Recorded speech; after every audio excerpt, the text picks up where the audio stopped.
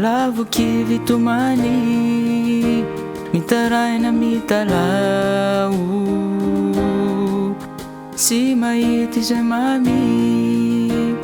oviny anao manay matahotra resy sy matory miasa fakapanay re olana maro mampahory izy Yehoshoua oh izy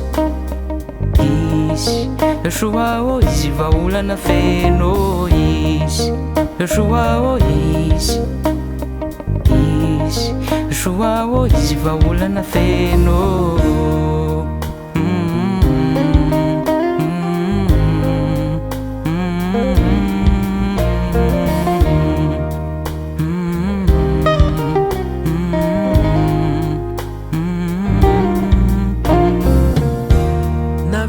Vanana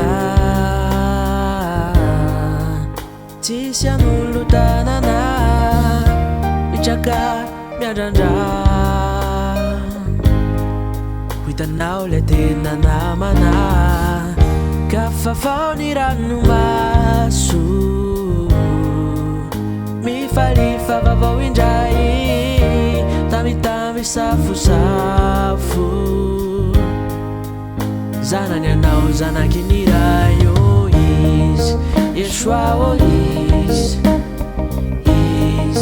Yehoshoua oh izy vahaolana feno izy Yehoshoua oh izy Yehoshoua oh izy vahaolana feno